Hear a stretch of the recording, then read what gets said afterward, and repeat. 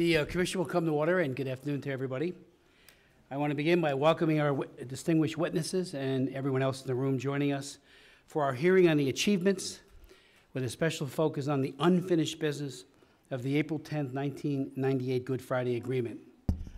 As most of you know so well, the signing of the Good Friday Agreement 20 years ago was truly historic, extraordinarily difficult to achieve, a remarkable framework for peace, and the hoped-for beginning of reconciliation.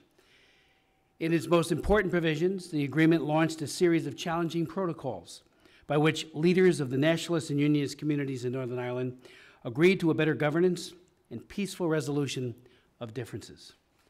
Prisoner releases, new government structures, British demilitarization of the North, the decommissioning of paramilitary weapons, and systemic police reform were achieved to varying degrees over the last 20 years. In the 30 years between 1969 and 1998, approximately 3,500 people were killed in political violence, while in the 20 years since the Good Friday Agreement, fewer than 100 have lost their lives. I've personally chaired 15, now 16, counting this one, congressional hearings and markups of legislation with a special focus on police reform and the need to establish a public, independent judicial inquiry into state-sponsored collusion in the murder of human rights attorney and activist Patrick Finucane and others who were gunned down, or in the case of Rosemary Nelson, killed by a bomb. I also authored legislation that was adopted by the House of Representatives that put the House on record condemning violence and promoting peace and justice in Northern Ireland and police reform. And I've just recently introduced HRES 777, which again calls for a recommittal of the United States, the British, and all parties, including the Republic of Ireland, to the peace process. The most contentious of my amendments over the years, one of which became law, resulted in suspending all U.S. support for and exchanges with the British police force in Northern Ireland and the RUC until standards were met to vet RUC officers who engaged in human rights abuses. Those new standards were set, and eventually then President Bush was able to certify, in accordance with my law, that the human rights principles were part of police training going forward, both in the RUC and in its replacement police force, the Police Force of Northern Ireland, or PSNI. With the improvements, the police exchanges were resumed. That is the good news, but as the 20th anniversary of the Good Friday Agreement milestone approaches, serious attention and effort need to be paid to achieving the dream. First and foremost, the government in Northern Ireland seems unable to consistently function or even constitute itself. Also, after 20 years, despite many obvious successes and benefits of the Good Friday Agreement, and although no one wants to scrap it, and that's who would want to return to the killing, the reconciliation to some extent has stalled. One of the reasons is that the agreement is provided, is that the long-standing cases have not been resolved. You know, we got testimony on numerous occasions. Geraldine Finucane and her son Michael have been here to testify. And she has submitted testimony for today's hearing, and she points out, and I quote in pertinent part, "My family has campaigned for a public inquiry into Pat's murder, but the British government has repeatedly failed to establish one. Instead, they have instigated one confined investigation after another, claiming to want to examine the facts or get to the truth, but always in a process conducted away from public view. One cannot but wonder at the pointlessness of conducting investigation after investigation that are doomed to fail, no matter how forceful the conclusions, because they lack the transparency required to attain public confidence." As Geraldine points out further in her testimony, the 1998 agreement represents a new beginning that would mark a point with the new future for everyone in Ireland, North and South, could be launched, but was not acknowledged or appreciated, however, was the fact that moving forward also meant dealing with the past. And of course, that is something that this commission and my subcommittee on human rights has tried to do for the last 20 plus years. I would like to just point out too, in testimony that's been provided to us by the Committee on Administration of Justice. Again, a very important pull quote from them. In a highly disturbing development, and notwithstanding the reality that only a small number of legacy cases relate to British soldiers, a recent report of the Commons Defense Select Committee called for the enactment of a statute of limitations covering all troubles-related incidents involving members of the armed forces. This concept effectively means a selective amnesty for crimes committed by British soldiers. The committee also suggested that it be extended to the RUC and other security force members. This position is, of course, completely contrary to human rights standards, and were it enacted, would probably be found unlawful by the courts. Nevertheless, the UK government has said that it will include the proposed in a forthcoming consultation on the implementation of the Stormont House Agreement. That is a dangerous, I think, backtracking on the part of the British government, and hopefully they will cease and desist in moving in that direction. Without objection, my full statement will be made part of the record. Geraldine Finucane's statement will be made part of the record. We're joined by the ranking member of the Helsinki Commission, Senator Ben Cardin. Well, first, let me thank Chairman Smith for convening this hearing. There's a lot of lessons to be learned in regards to the Good Friday Agreement, and it's particularly appropriate that the Helsinki Commission would hold this hearing on this 20th anniversary. And I want to welcome our panelists, our guests, our witnesses for their testimony, and I'm going to apologize early. As you know, there's been an agreement reached on the budget, and we have a Finance Committee session on this in 20 minutes, so I apologize for having to leave. But I wanted to be here. I was in Belfast, as I know Chairman Smith was in Belfast during the troubled times. And what I saw in the early 90s in Belfast was a segregated city that I have never seen the likes of which, where it's literally not safe to cross the street between the Protestants and the Catholics. The problems, and that's what it was called, the Troubles in Northern Ireland, lasted 30 years of active conflict where 3,500 people lost their lives. So we celebrated the framework for peace, the Good Friday agreements, the Belfast agreements, because it set us up with a way to end this bloody conflict. And it represented, I think, the best of the Helsinki principles for using democratic process for a peaceful resolution of a conflict. But as Mr. Smith has already laid out, there are still problems. 20 years later, we still have problems. Coming to terms with the past has not been easy. Providing justice for the victims has not been easy. And now we have Brexit, which changes the open borders between Ireland and UK, which very much complicates the implementation of the peace agreements. And we have a lack of a developed government for Northern Ireland that can deal with a lot of these issues. So I do believe returning to Helsinki principles is particularly important to make sure that the progress that was made 20 years ago is not lost. And therefore, I think this hearing is particularly important. And I want to stop by and just reinforce the work that's being done here and to thank our witnesses for being here. I want to thank my good friend and colleague, Ben Cardin. We have worked side by side for decades, including on Northern Ireland. So I want to thank him for taking the time out, and hope you're not late for your meeting. Thank you.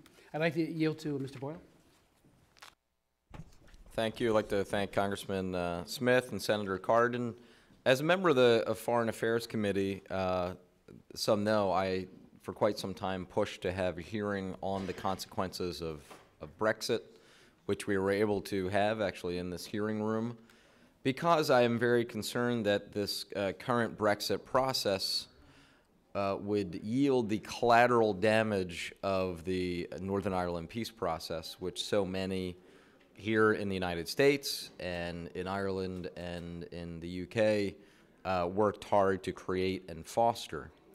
Recently, well, let me take a step back. For about 19 and a half years of the last 20, the Good Friday Agreement has been accepted as the accomplishment in which we can all take pride and the unquestioned gold standard moving forward. That was and is the position of Democrats, the Republicans here on Capitol Hill, the position of all the political parties in Dublin, and was the position of all the political parties in the UK. Very recently, some in London have made comments about the Good Friday Agreement to the effect of, this doesn't need to last, it wasn't meant to be set up forever. That is a very disturbing backsliding, the likes of which we have not heard for the previous 19 and a half years. Former Prime Minister John Major was right when he spoke out recently against such dangerous rhetoric. So as we gather here to observe and celebrate the 20th anniversary of the Good Friday Agreement, we should be very loud in repeating the successes of this agreement. No, it's not perfect. I'm very disappointed about some of the aspects that have not yet been implemented, and I'm sure we're going to be talking about those. But to all of a sudden suggest that the Good Friday Agreement can just be ripped up and thrown out, as some irresponsible voices have said, is very disturbing. And I think that I speak for Democrats and Republicans on the Foreign Affairs Committee, and indeed in Congress, that there is absolutely zero support in Washington, D.C. for going back to the days of pre-Good Friday Agreement. So with that, I thank you for your longstanding interest and activism on this issue, Chairman Smith, and happy to yield back. Well, we're very grateful to have a great distinguished panel with us this morning, beginning with Brian Gormley, who's director of the Committee on the Administration of Justice, a leading human rights advocacy organization in Northern Ireland. For over a decade before he was an independent consultant specializing in justice, human rights, and equality issues, and has published and presented extensively on these issues, particularly on politically motivated prisoner release, victims of terrorism, dealing with the past, and restorative justice. He has been involved in international peace-related work in South Africa, Israel, the Basque Country, and Italy, and more recently in Colombia. We'll then hear from Judge James F. McKay III, who is the national president of the Ancient Order of Hibernians, founded in 1836. The AOH is America's oldest Irish Catholic fraternal organization with more than 80,000 members, and has been active in supporting the peace process in Northern Ireland.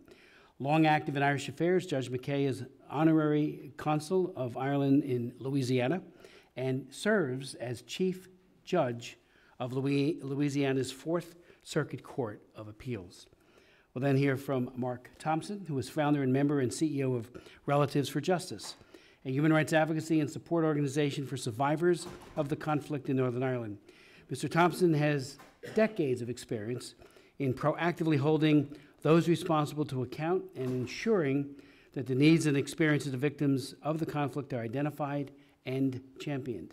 He has made representation on families on behalf at U.S. Congress and UN, European Parliament, European Court, as well as to governments in both Britain and in Ireland. Mr. Gormley, the floor is yours.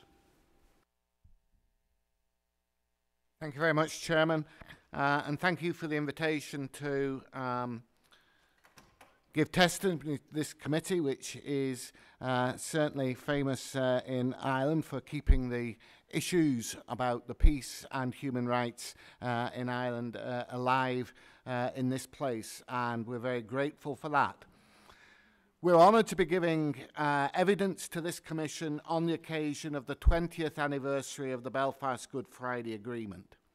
As has already been said from the podium, this agreement has given us 20 years of relative peace, following a disastrous 30-year violent political conflict. That is something worthy of celebration. CAJ is an organisation devoted to the protection and promotion of human rights. Since we know that violent conflict always involves a bonfire of human rights, protecting and promoting the peace settlement is our top priority. The peace agreement was designed to create a political and geographical space which could be shared by those with different national aspirations and allegiances. To do this, it recognised the right of the whole people of the island of Ireland to self-determination and the right of the people of the North to vote to join a united Ireland. It declared that it was the birthright of those born in Northern Ireland to be Irish or British or both, and established a form of government that would mean that one community could not dominate the other. To underpin all of that, however, was an infrastructure of proposed legislation and institutions which would guarantee that the Northern Ireland of the future would be a rights-based society. The commitments to protecting human rights in legislation included a promise to incorporate the European Convention of Human Rights into domestic law, a Bill of Rights for Northern Ireland, including additional rights, a Single Equality Act, an Irish Language Act, a duty to be placed on public authorities to consider the equality impact of any policy. In addition, a series of acts would be required to implement the recommendations of the Patten Commission on a thorough reform of policing.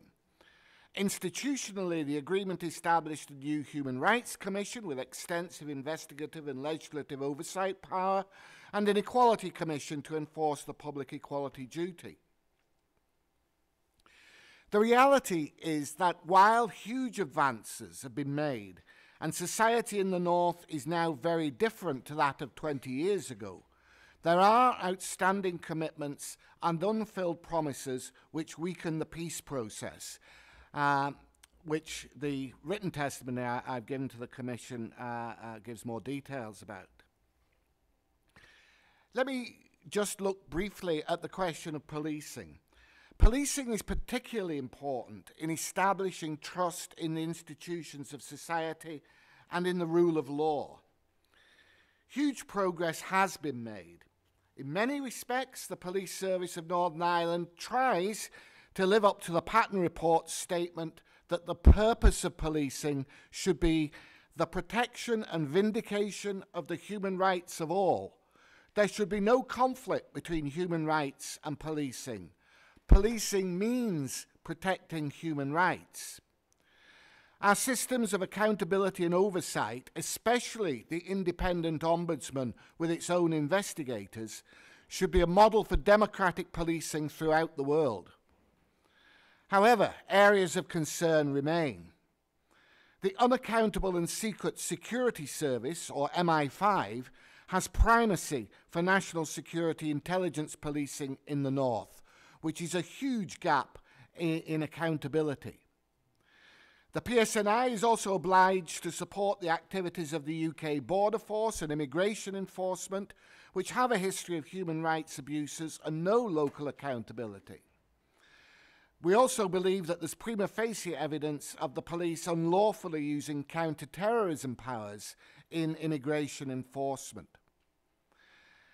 Elements of the police are also responsible for some of the delay and obfuscation in dealing with the past, which will go into more detail later.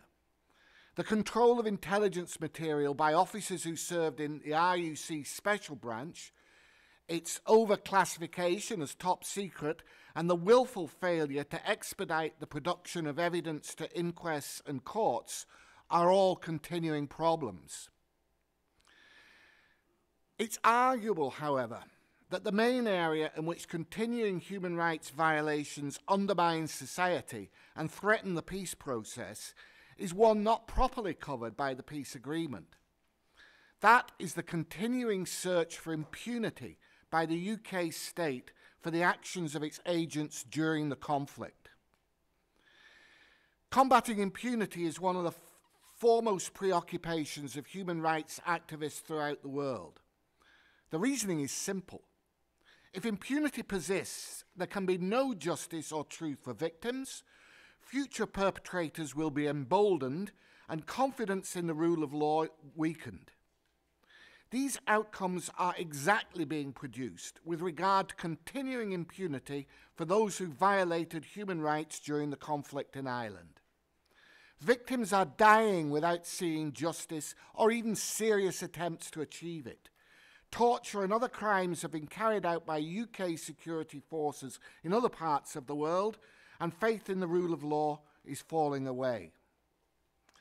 The delays, obfuscations and squeezing of resources by the UK authorities and local allies, which have been detailed year after year, can only be understood as designed to maintain an apparatus of impunity.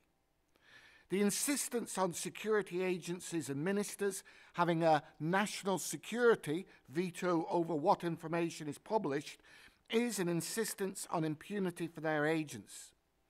That's why combating impunity is CAJ's top priority. In August 2001, the European Court of Human Rights gave judgment in a number of cases detailing the investigative duty that comes under the right to life. To this day, the UK has still not discharged its obligations, and the cases remain under the supervision of the Committee of Ministers of the Council of Europe, the body which oversees implementations of the judgments of the court. In its decision of September the 21st, 2017, the Committee of Ministers noted with deep concern the lack of progress on implementing the Stormont House Agreement, which provides for 4 mechanisms to deal with the past, and that legacy inquests have not been funded. The exasperation of the committee with the procrastination of the UK government is clear. More important is the hurt of the victims still denied justice and the corrosive impact of the lack of institutions to deal with the past on the present trust in the institutions of state and the rule of law. There are some signs of progress in the courts. Exactly a fortnight ago today, the High Court in Belfast held that the decision of the then First Minister, Arlene Foster, to prevent a request going to the British government to fund legacy inquests was unlawful. The so-called Hooded Men case, in which CAJ represents the daughter of one of the 14 men tortured in 1971 and who died because of it, is being fast-tracked by the Court of Appeal with the intention of getting a swift judgment from the Supreme Court on the application of an investigative obligation in both right to life and torture cases. However, there's been a negative development in jurisprudence. The judgment in the Irish application for the revision of the European Court of Human Rights judgment in Ireland versus the UK, which in 1978 made the disastrous distinction between torture and inhuman and degrading treatment in respect of the Hooded Men, was delivered on the morning of Tuesday the 20th of March. This is a narrow and largely technical decision by the European Court of Human Rights, but it is hugely disappointing in that it leaves the unjustified distinction between torture and inhuman and degrading treatment intact. However, we should remember that the Article 3 prohibition on all such treatment, whatever the definition, is absolute. Those who have sought to justify brutal interrogation methods on the basis of the 1978 judgment are still wrong in law and barbaric in their practice. For the last 4 years, we've been expecting the UK government to publish legislation to implement the Stormont House Agreement. We're now told the text will be published after Easter for consultation. It remains to be seen whether this will be a good faith attempt to implement the agreement in a human rights compliant manner or another way of delaying and denying truth with a blanket national security veto on information to be released to families. The Chair has already read the piece of our evidence about the so-called statute of limitation called for by certain elements in the British establishment.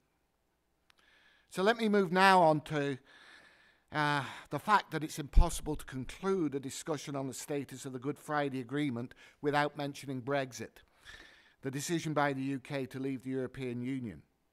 This will have a profound effect on the legal and constitutional underpinning of the present jurisdiction of Northern Ireland, its relations with the Irish state, and UK-Ireland bilateral relations. The UK and Ireland's common membership of the EU was an assumption in the Good Friday Agreement, and the UK's adherence to EU law regulates the powers and legislative operations of the devolved institutions. The equal rights of Irish and British citizens, a principle of the Good Friday Agreement, in great part relies on the equal rights of both as having EU citizenship. The lack of significant border regulation is largely due to common membership of the EU, North and South, as well as the improved security situation. The UK clampdown on immigration after Brexit may turn Northern Ireland into one big border with enhanced enforcement and serial human rights abuses. Many equality and anti-discrimination provisions in Northern Ireland, which have particular importance in a divided society, rely on EU law. Furthermore, the decision to leave the EU based on a UK referendum in which Northern Ireland, as well as Scotland, voted to stay, is an affront to the principle of self-determination of the Irish people, which is a foundation stone of the agreement.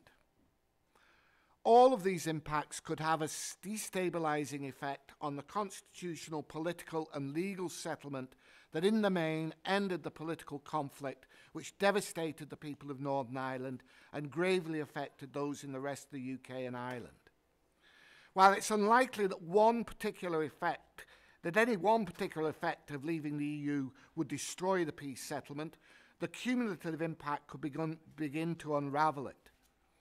In particular, any diminution in the protection of rights of the people living on the island could reduce trust in the Good Friday institutions, and any unravelling of the settlement would be disastrous for human rights.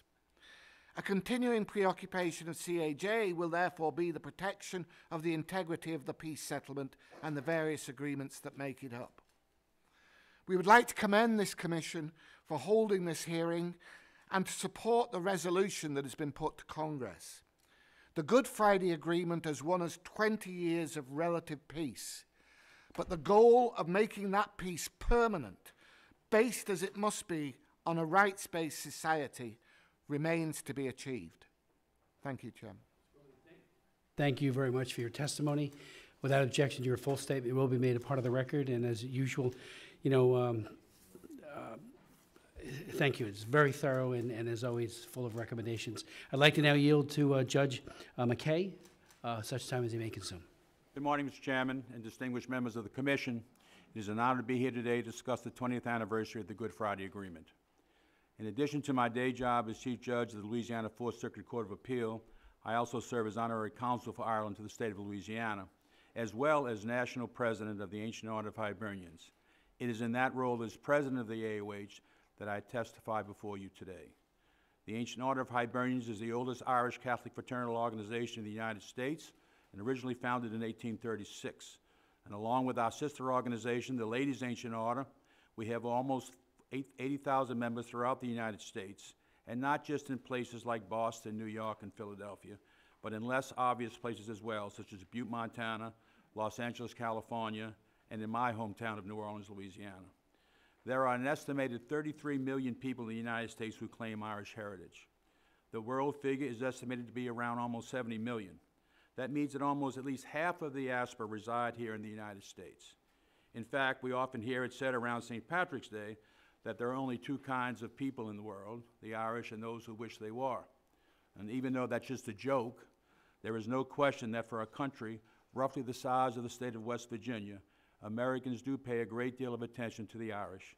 And it is this connection between America and Ireland that organizations like the AOH continue to celebrate and foster. 20 years ago, a document that has come to be known as the Good Friday Agreement was signed by political representatives of people of Northern Ireland and representatives of the British and Irish governments. This historic agreement brought an end to the violence of the Troubles and introduced peace to a conflict where over 3,500 people had lost their lives in civil unrest. One of the tenets of the AOH is a quote from Patrick Pearse, which states, "Ireland unfree shall never be at peace." The Good Friday Agreement delivered peace only because it also promised freedom. The Good Friday Agreement promised freedom and reconciliation based on a parity of esteem for both sides of the divide. The successes of the agreement to date have been achieved through hard work, the commitment of members of all the local communities who suffered tragedies during the Troubles, and requiring considerable courage from political leaders who faced hard consequences from their constituencies in making any concessions. What so many of us can all agree on, the important role of the United States in securing this historic deal. The relationship between America and Ireland goes back to even before there was a United States. It was Ireland that first sent aid to struggling American colonies seeking their own independence. George Washington once described Ireland as "thou friend of my country in my country's most friendless days." While having Americans insert themselves into the politics and policies of Ireland was nothing new at the time, the commitment, leadership, and direct engagement shown by the U.S. officials during this period was unprecedented. In fact, I am not entirely sure that we would have had a Good Friday Agreement had it not been for the engagement of American officials like President Bill Clinton, Senator George Mitchell, Senator Ted Kennedy, Congressman Richie Neal, and Congressman Peter King, just to name a few. They refused to give up a deal when tensions became too high or certain groups walked away from the negotiating table and censured that and ensured that the Peace and Reconciliation Agreement could be born. The goals of the Good Friday Agreement were meant to give the future back to the people of Northern Ireland, unshackled from the legacy of the past. For the first time in a very long time, simple things like everyday grocery shopping, worshiping on Sundays, or taking family outings on holidays could be conducted without fear or trepidation. And during the past 20 years, a generation has grown up in the North without knowing the fears and anxieties that constant violence inflicts upon communities. Further, we have to come to learn that peace brings prosperity.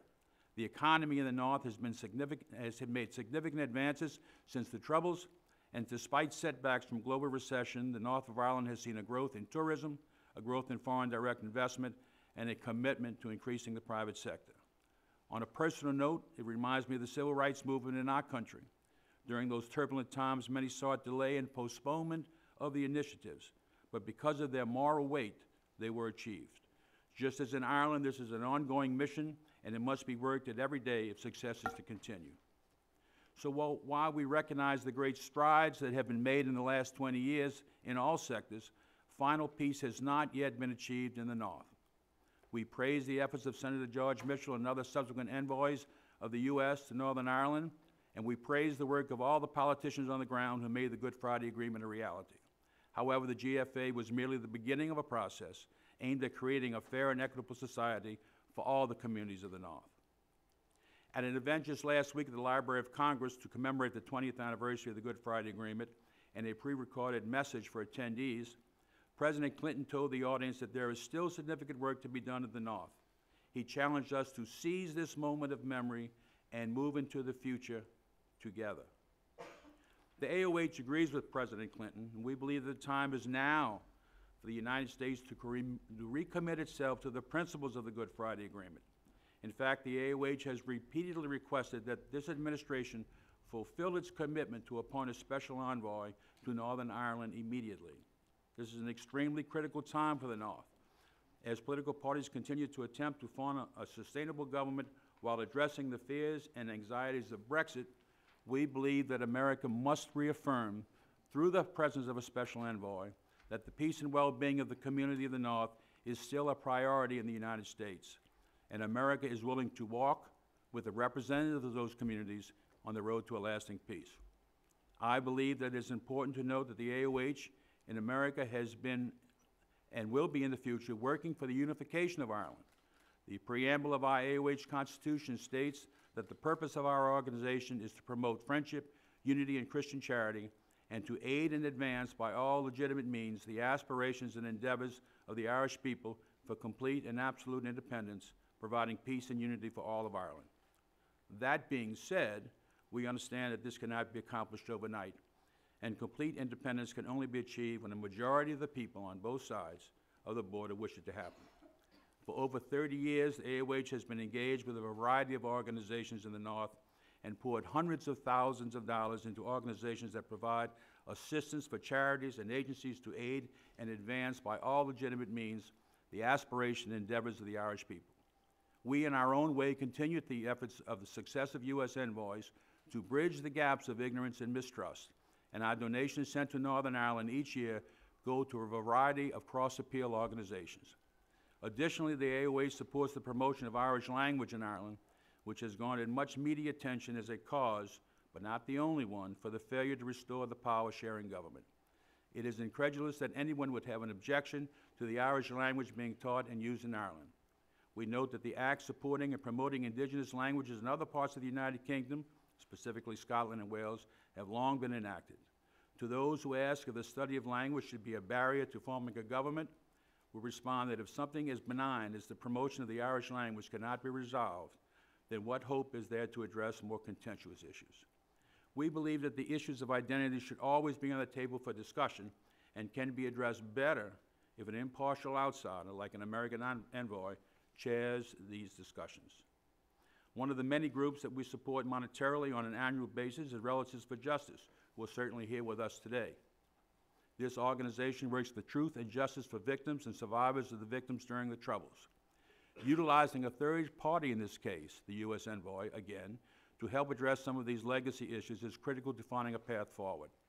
For example, the Stormont House Agreement was signed in 2014 and provides a comprehensive framework to address legacy issues and needs to be fully implemented. The AOH believes that many legacy issues should be handled with a third-party negotiator involved to give credibility to the impartiality and transparency of the process.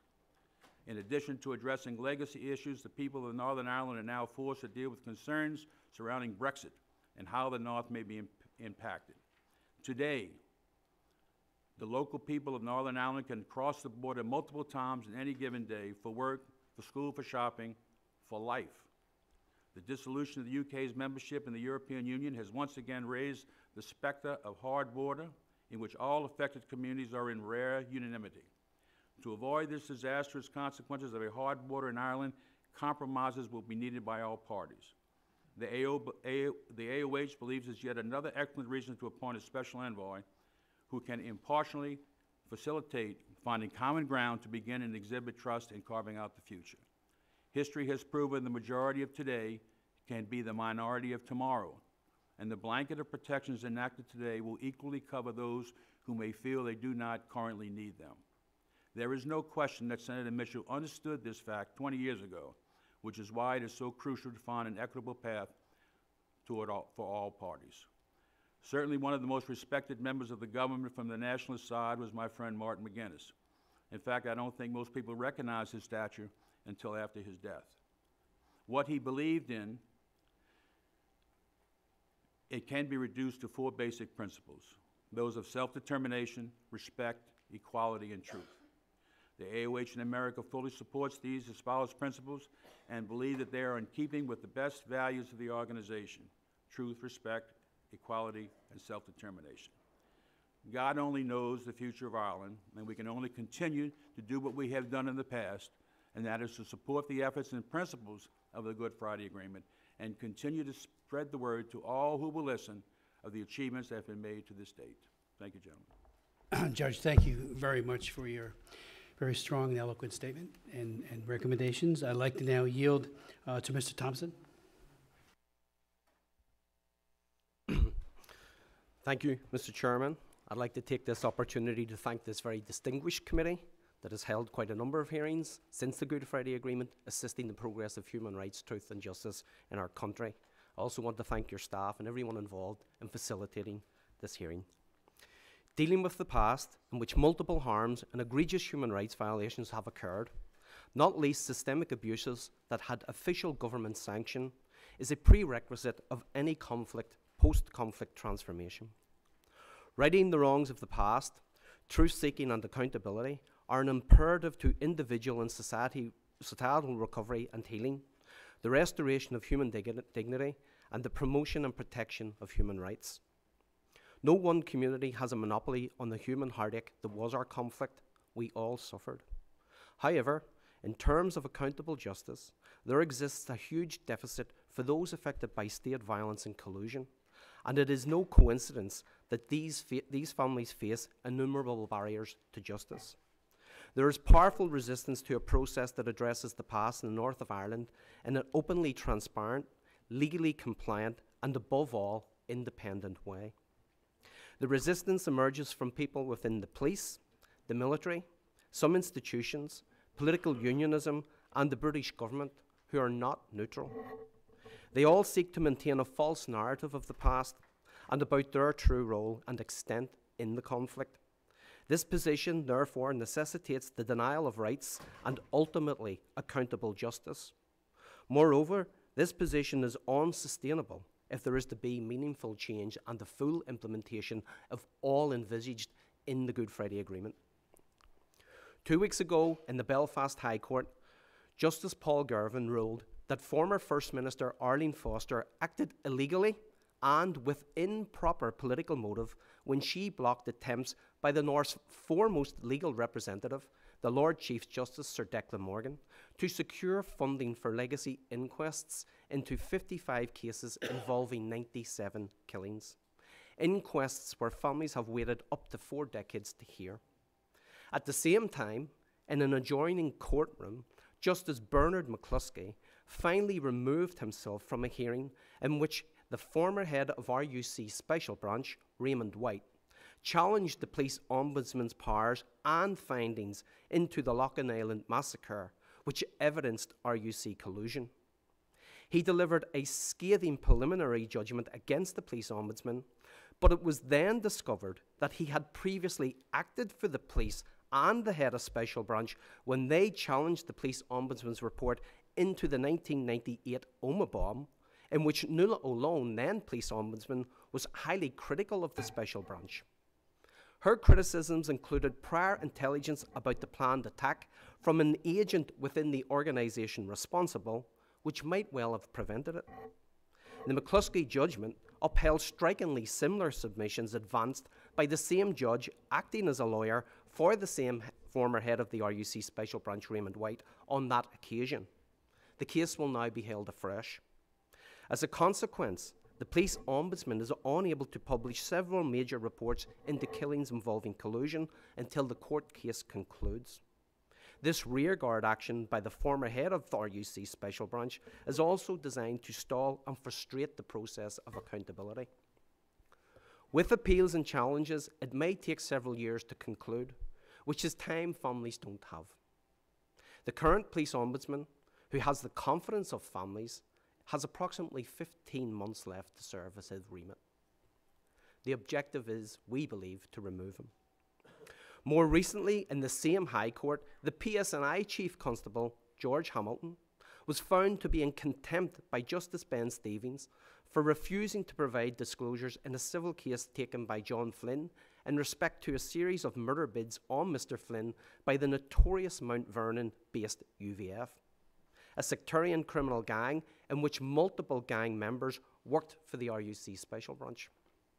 Police Ombudsman Nuala O'Lone, who testified before this committee on more than one occasion, produced a report entitled Operation Ballast, which detailed the activities of this group.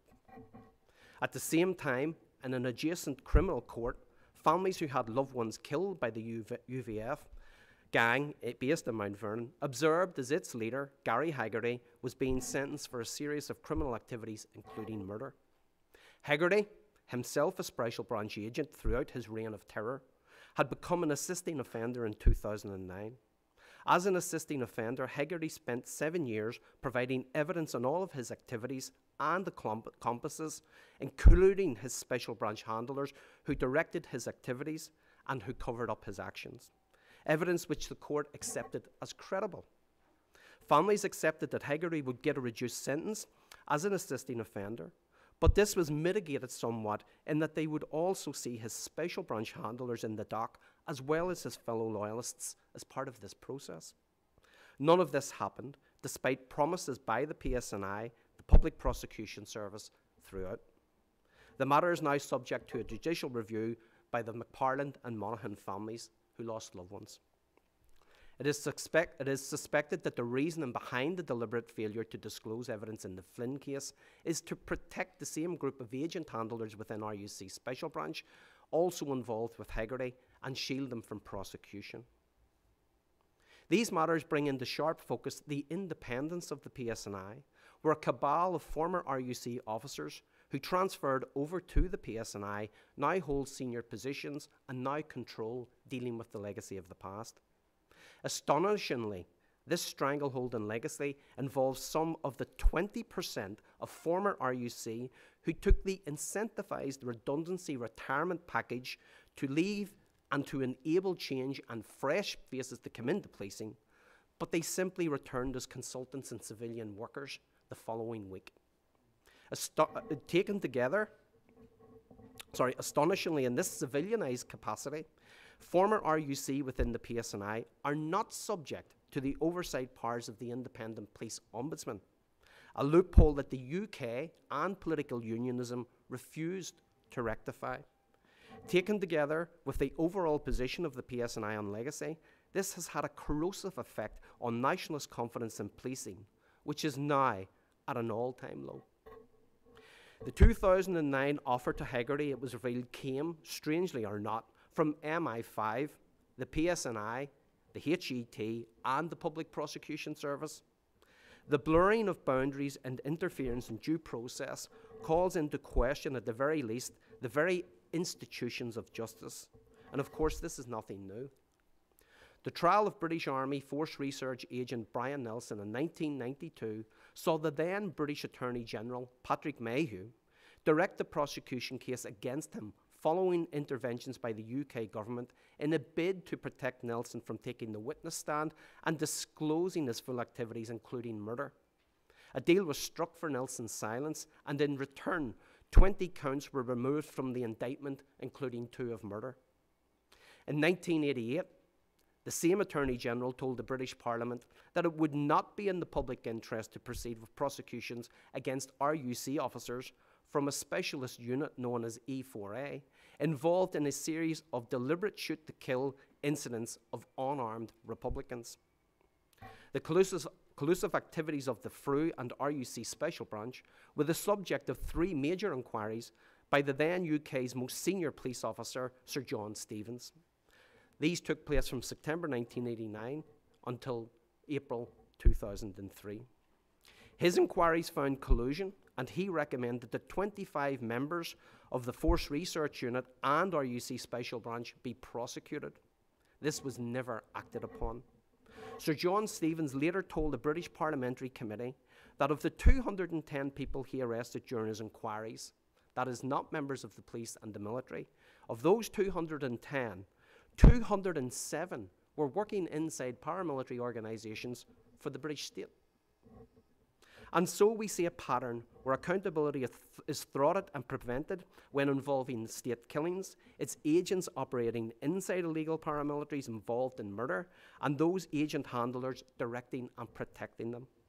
It is about shielding British state conflict policies and practices of wrongdoing on a massive scale that, if uncovered, would completely tilt the conflict narrative. It is about protecting the reputational damage this would inflict on the UK also. It is also about where this leads to in London, and importantly, to whom, who sanctioned all of this. It is precisely why there exists so much opposition to addressing the legacy of the past. The pattern of insulating and protecting against such situations of exposure can also be seen across a range of institutions and proposed mechanisms that deal with the past. Take, for example, the agreement reached in December 2014 at Stormont House to address the past. Post the agreement, the UK government arbitrarily inserted a national security veto into draft legislation, enabling the retention and non-disclosure of information and material in any case they deemed to be necessary. Charlie Flanagan, TD, who as minister negotiated the agreement on behalf of the Irish government, described this as a smothering blanket of national security that was completely unacceptable. More recently, in correspondence to Relatives for Justice, the British Secretary of State for the North said that any consultation on the implementation of the Stormont House Agreement mechanisms to address the past would also include a statute of limitations for British soldiers and amnesty. This would be unacceptable and illegal. One of the main arguments proffered for systemic delays in addressing legacy is a lack of resources and funding. This has dramatically impacted the Police Ombudsman's Office and the inquest courts, with budgetary cuts despite the increasing caseload. It is no coincidence, therefore, that these also happen to be the only two functioning mechanisms that currently contain the potential to deliver the truth and accountability for families. Now their capacity is hampered. By contrast to the resource argument, the PSNI and other agencies have paid out tens of millions of pounds in a range of civil cases in order to forgo having to disclose information about collusion. So the argument is false. It is in this overall context that resistance by the UK, supported by political unionism, to addressing the legacy of the past in a meaningful, constructive, independent and legally compliant way must be viewed. As a signatory to the European Convention on Human Rights, the UK are legally obligated to conduct thorough and independent investigations in accordance with Article 2 of the Convention, the right to life. Under the Convention, states must take measures where life is potentially under threat, ensuring safety, and where life is taken, then they must ensure investigation meets the above standards. In truth, the UK, through its security and intelligence agencies, issued threats to citizens, denied them protection, and assisted in every conceivable way those they then sent to kill them. This is the conclusions of the Stevens inquiries, the De Silva Review, and the Police Ombudsman. It is why the former UK Prime Minister David Cameron apologised to the Finucane family. In short, Article 2 must govern and be at the heart of any future mechanism to address the past. This legal obligation, it would appear, has proven hugely problematic for the UK authorities. Hence the national security veto, the proposed statute of limitations, and the general circling of wagons. This is best illustrated in the powerful European body, the Committee of Ministers to the Council of Europe. Following the May 2001 European Court on Human Rights ruling in the Kerr group of cases, where the UK domestic investigative procedures were unanimously found to have been deliberately prohibitive to establishing the facts and hold into account the perpetrators in respect to state killings, including collusion, the court passed the judgment to the Committee of Ministers for supervision. The role of the Committee of Ministers is to assist the offending state to remedy the violations by way of ensuring the proper investigative procedures legally compliant with the Convention are put in place. Since May 2001, the Committee of Ministers has refused to sign off on their supervision of the UK, having not been satisfied that the UK, through its action plans, has fulfilled its legal obligations. That is 17 years. Families want truth, the right to know who precisely were behind the murders of their loved ones, and accountability for it. It is not acceptable that the state, the UK state, rather than meet its legal obligations to investigate, would prefer first to deny the truth, then when evidence is revealed, delay processes to secure justice and accountability, all in the hope that relatives might simply die off, which is happening. But other relatives are picking up the baton, continuing the fight, newer generations, and so families will never give up. As I said at the outset, accountability for human rights violations are central to healing and recovery. It enables the victim to recover that sense of disempowerment often associated with a wrong committed. Righting that wrong is therefore ethically, morally, and above all, legally imperative, not least when the finger, the evidential trail, points and leads directly to those in power, the police, the military, and the government, who carry the duty to protect and prevent wrongdoing, but who instead engaged in the practice of murder and cover-up. In such situations, the necessity to ensure justice and accountability is arguably all the more. Implicit in this testimony, there has been no police reform when it comes to dealing with the legacy of the past, only obfuscation. Implicit, families are actively to the fore in public discourse, engaged in litigation and other forms, seeking truth and accountability for past violations, having to challenge a state standing in their way. The work by families is about historic clarification, the dignity of truth and healing. The families we are humbled to work with, the families engaged in all of this work, are the real heroes of the Irish peace process. Finally, I want to put on the record the crucially important international forum these hearings provide to families and NGOs engaged in the promotion and protection of human rights and to secure justice. These hearings, even 20 years after the peace accord, are necessary in assisting and encouraging a rights-based approach within the context of our still developing peace process. A lot has been achieved, but the reality is we are not there yet. Your influence, vigilance, and scrutiny, therefore, have real meaning and impact in the work still to be completed.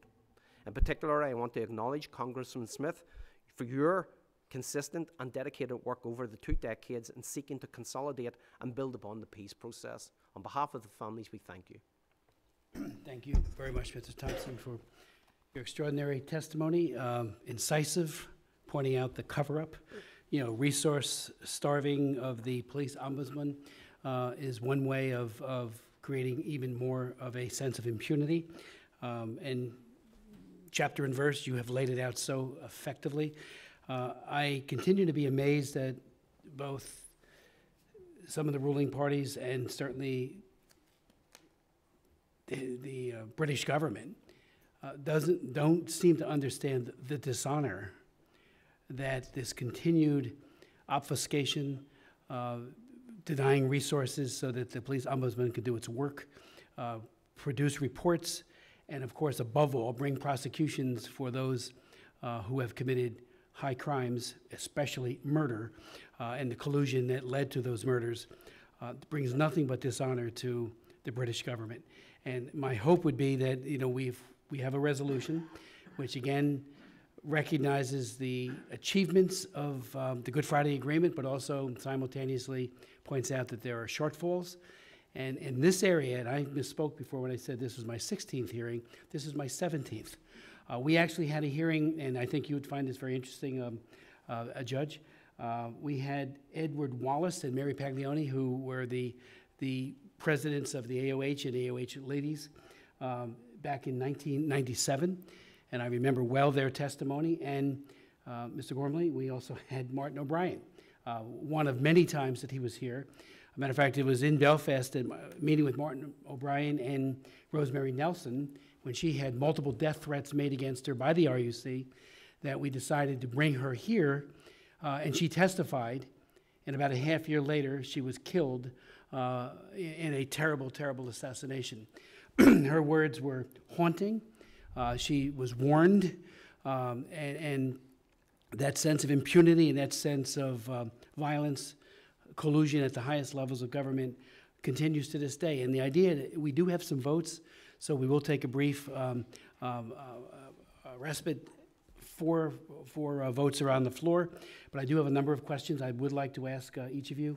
But I would like to start with one, the statute of limitations issues. In this country, in any civilized country, there are no statutes of limitations on murder. And Judge, as you know, some of our old civil rights cases that go back to the 1960s, when compelling information can be brought forth, those who have committed those crimes can be brought to prosecution. And to think that this is being hid under the table, covered up systematically, I think something that you said, Mr. Thompson, was very taken together, the position of the PSNI, I should say, on legacy has had a coercive effect on nationalist confidence in policing, which is now, and this is really a powerful statement, at an all-time low. And it has been very low in the past. To think that it's at an all-time low is frightening. So maybe you might want to begin speaking to, how much time do we have? We got 4 minutes. So if you could just speak to that as soon as we resume our sitting. And again, I thank you for your testimonies.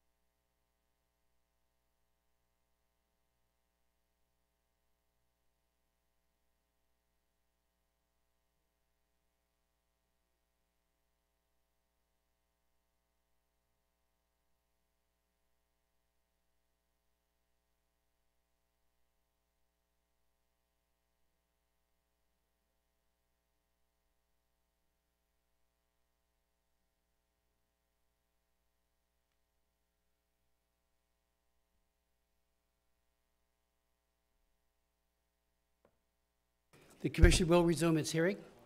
And again, I apologize for the rather long recess. We did have 4 votes, and they took a little while to get through. Let me just ask, if I could, some opening questions.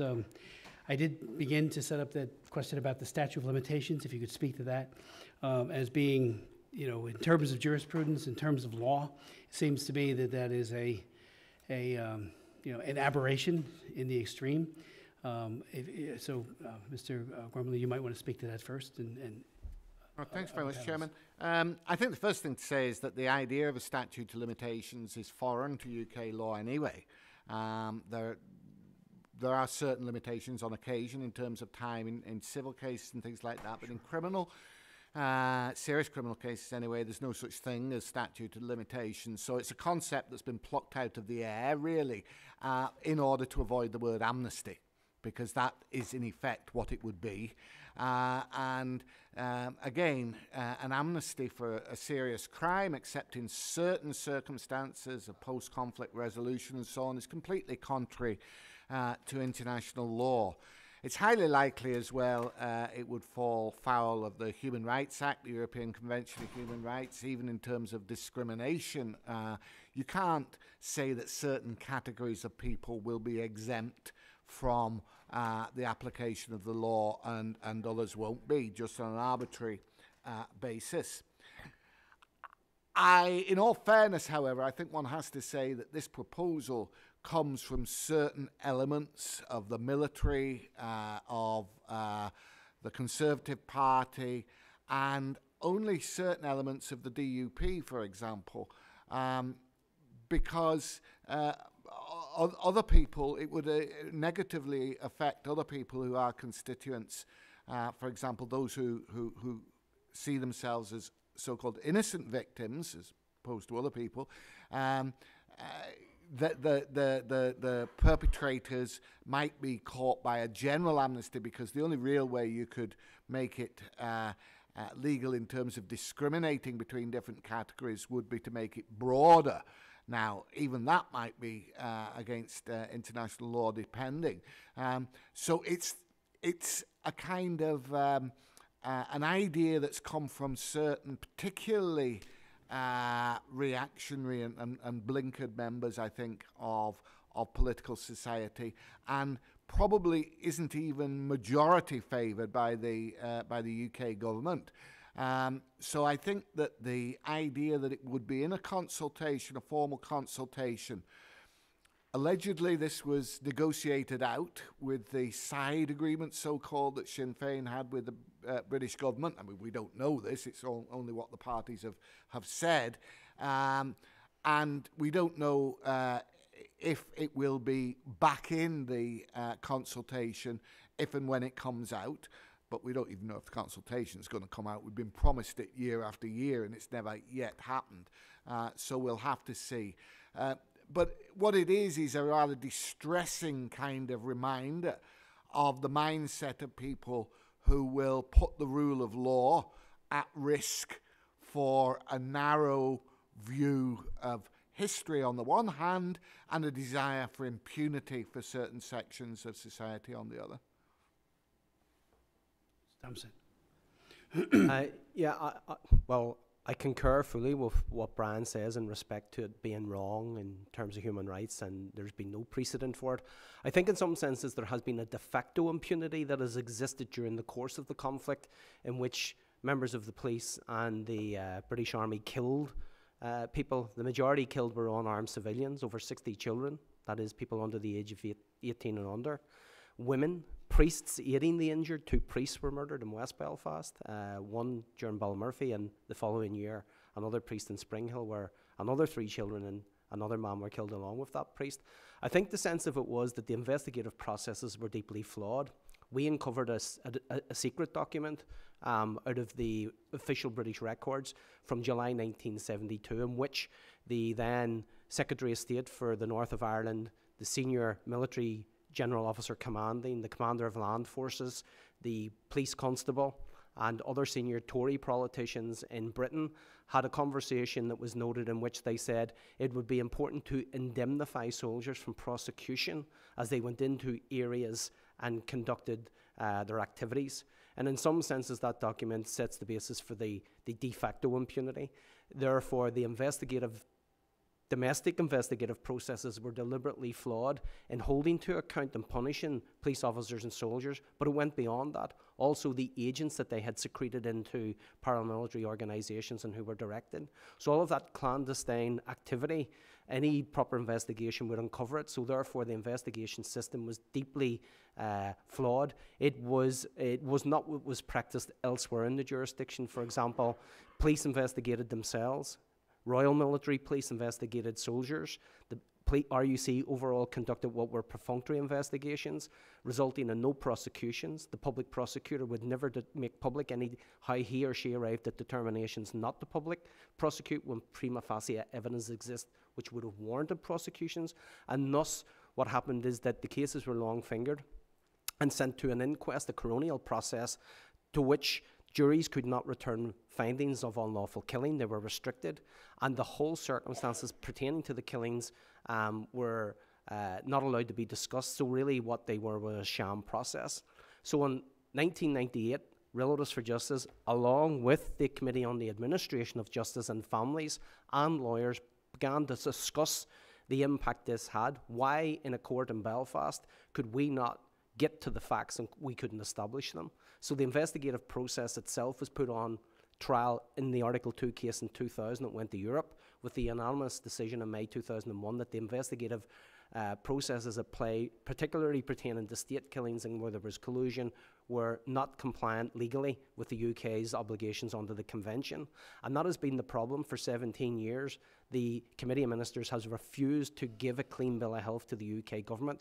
So Article 2 has presented a huge problem for the British government in that any independent process that with transparency that examines these issues will inevitably get to the bottom of it.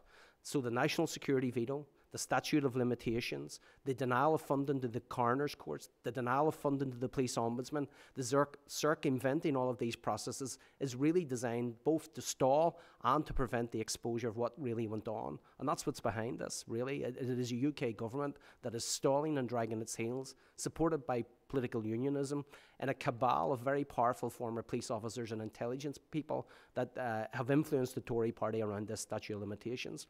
As one person would say to me, a family, if they told us for 40 years they never did anything wrong, why now do they want an amnesty?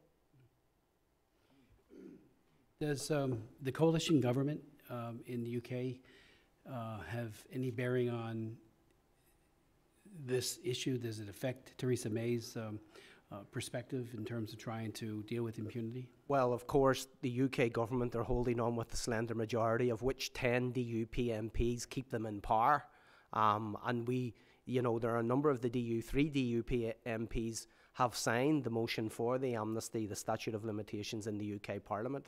But as Brian pointed out, there's a little bit of tension within that party insofar as its leader, Arlene Foster, who herself is a lawyer, had told her party colleagues that if you go down this route and you seek an amnesty, what will in effect eventually emerge, if it were to emerge, is that the amnesty would be general to cover all the actors to the conflict. And in her constituency, quite a number of people have been harmed and affected by other actors in the conflict, and that amnesty then would impact, if it were to be a general amnesty, right across the board, and they would feel that at the electoral count, if you will. So there's mixed messages. What they really want is they want an amnesty for state forces and not for anyone else, and that's not possible. Over the years, we've had every special envoy testify at these hearings, but above all, having that presence in Ireland and in Belfast certainly has been a game changer. Our resolution, as you know, calls for the establishment of that envoy. I raised it with Secretary Tillerson in a meeting some time ago, 6 months ago or more, as well as with the Special Envoy on combating anti-Semitism. Could you, detail for us what you think would be the positives so that we can obviously bring that to the State Department, bring it to President Trump and Vice President Pence, why that's so important right now to re-establish a Special Envoy Congressman, position? I'm sorry. Please. Judge, I certainly think timing is important, and it's it's so. I see it in the legal field every day that more things are going to mediation and arbitration from a practical standpoint, that people who, like on each side of a legal argument, can't stand to be in the same room with each other sometimes. And it's always nice to have someone go take their request, that it's not coming from one of the parties, one of the litigants. So I think practically speaking and conceptually speaking, it's made to order. And we've already seen the results 20 years ago when it worked so well. So I do think that a trusted third party participant sitting down with the litigants is very, very important, especially since there's no government. The Stormont is dead in the water, and somebody has to take the impetus, and nobody's willing to move. And I think timing is everything. And I think if they tell me in 5 years, well, 5 years is too late.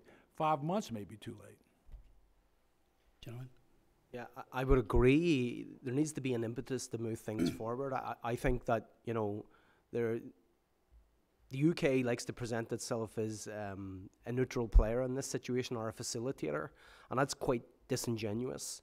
That's anything but the truth of the matter. So therefore, intervention, as has always been from President Clinton, the bipartisan approach, Senator George Mitchell, the involvement of Senator Haas and other envoys and other people that have tried to assist the process, has always been a useful and very worthwhile process.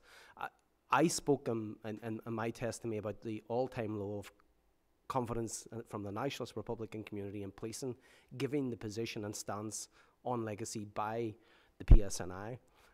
I'd probably like to maybe just illustrate this, because it's probably important that we hear it in a very human way. My brother was murdered by the British Army. He was unarmed. He was shot 13 times by 2 soldiers in quite appalling circumstances in West Belfast in January 1990. He was killed along with 2 other men. And I had a cousin who was a Republican who was killed in the conflict too. Now, to exemplify this, if my mother and my aunt went out in Belfast this evening, and God forbid their handbag was stolen, or their car was broken in and taken, the response by the on-the-ground PSNI is markedly different and completely transformed to when it was the RUC. There is no question about that. A lot of the problems aren't coming from ordinary guys and police officers, male and female, on the ground. If my mum and my aunt were to go to the police tonight, or go anywhere and ask about, we want to know what happened to our children, there is no change whatsoever. It is exactly the same. And that is where the problem is. It's about the unwillingness to deal with these matters.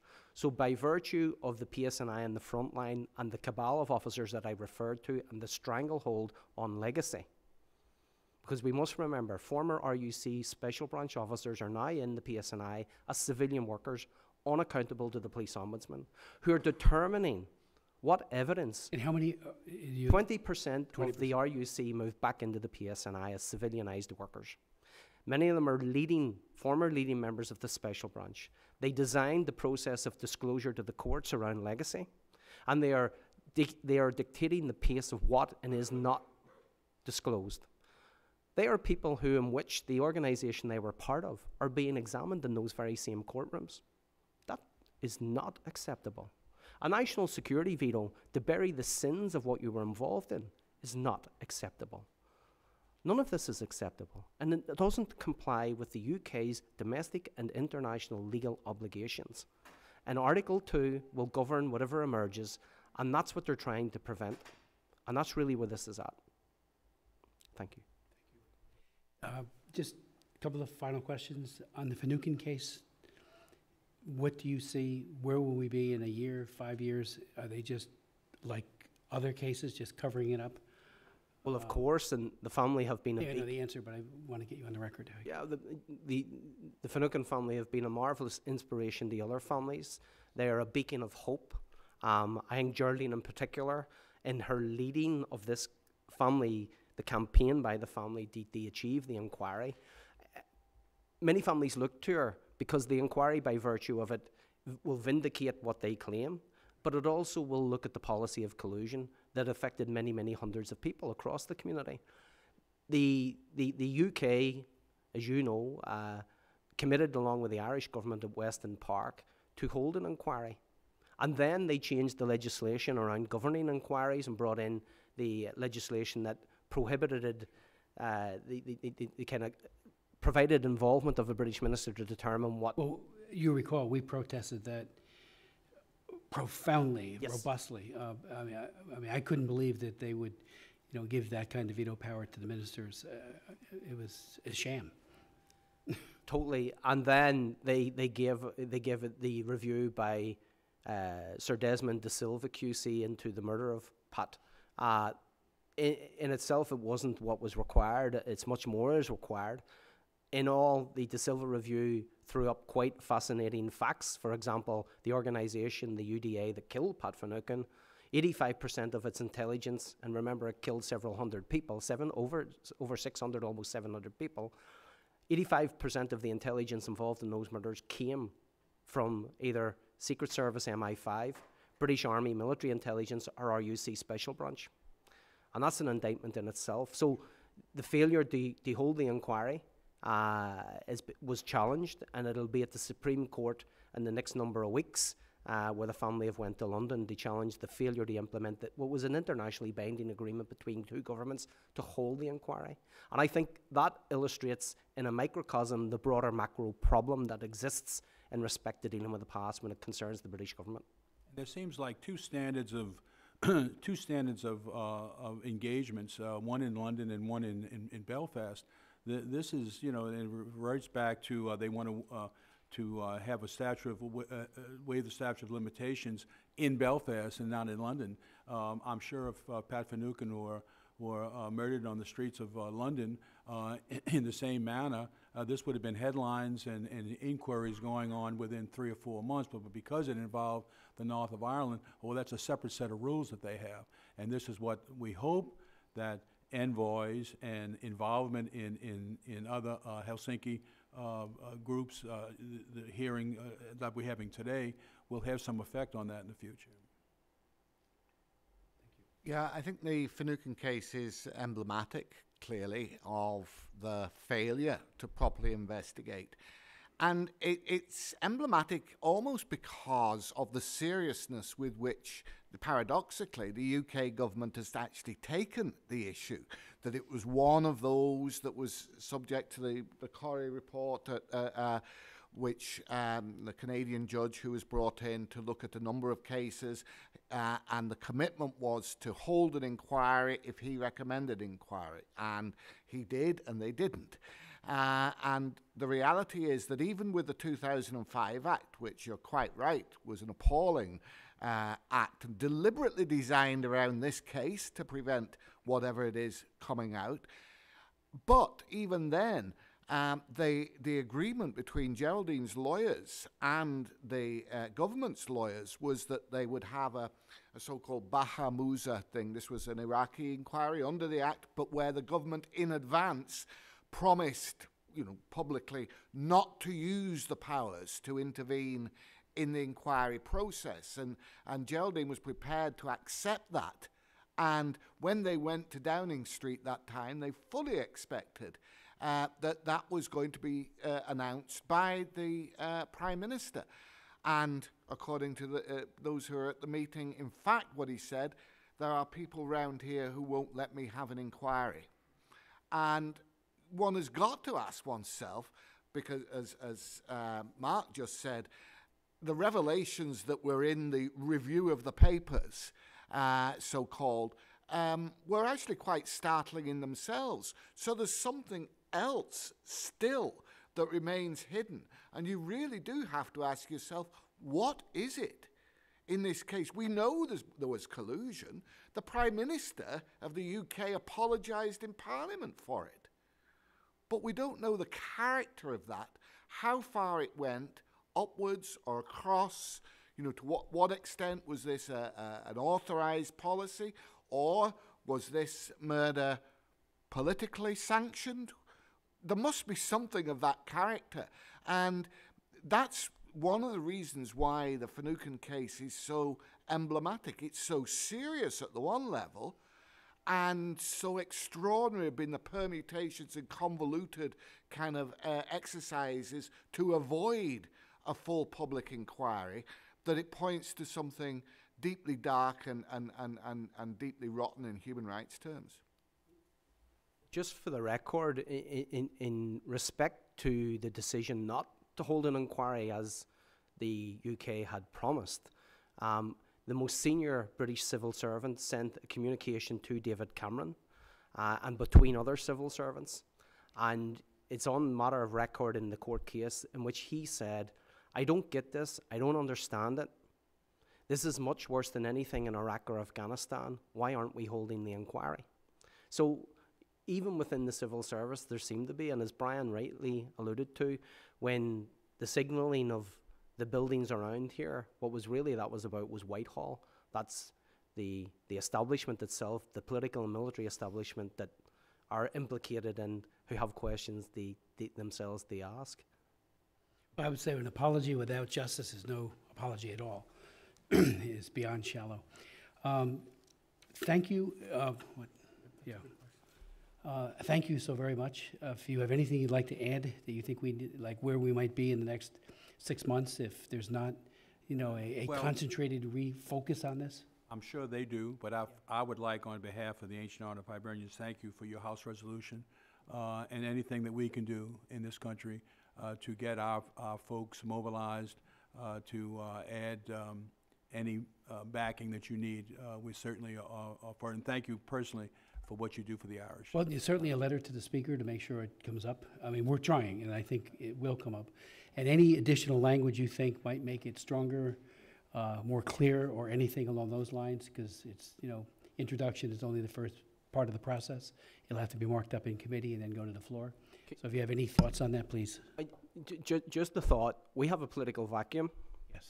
We have the unfulfilled promises around the Finucane case. We have the unfulfilled promises for thousands of families across the community to implement an Article 2 compliant investigative process that examines the past, which has been agreed to by all the executive parties when the executive was functioning and both the governments.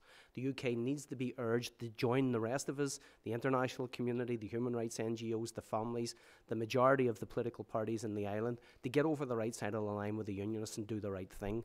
An envoy would certainly contribute immensely to that.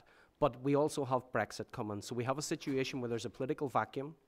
There is confidence at an all-time low in policing because of what we've spelt out collectively.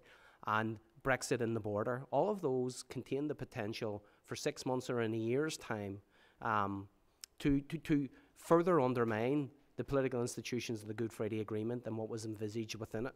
So I do think it would be timely to have a US intervention. Thank you. Mr. Gormley? Thank you, Chair.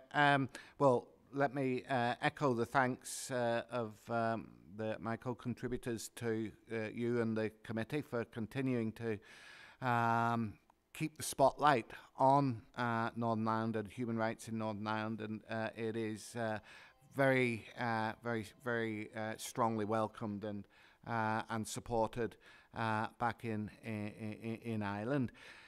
In terms of where we are going forward, as Mark has suggested, we are in a situation of many unknowns. It's a situation of flux. It's probably the most unstable time in many ways since the Good Friday Agreement was made. And we really do not know what's happening. There is a perfect storm, in a sense, of the institutions no longer up and running, Brexit coming along, an unstable political alliance at Westminster with one faction of Northern Ireland politics having a disproportionate influence on the UK government. So we're in a dangerous place, there's no doubt. All I can say from our perspective is that the real lodestar, the guiding principle before and since the Good Friday Agreement is to implement human rights standards. The extent to which that has been done is the extent to which the Good Friday Agreement has succeeded in bringing us relative peace. The extent to which those commitments are unfulfilled is the extent to which our peace is unstable and has not been made permanent, and we have yet to achieve the rights-based society, which is the promise of the agreement. I thank you so very much. You know, Peter Corey testified for our commission in 2004. He couldn't have been clearer that resolving those cases, starting with Pat Finucane, were the linchpin to Stormont. And you know, he was himself incredibly frustrated. He spoke for about an hour without a single note. He was so focused on the issue. And so, you know, so many people continue to be disappointed in the beyond lackluster performance by the British government and by other parties that have, I believe, been part of a massive cover-up. I thank you again. The hearing is adjourned.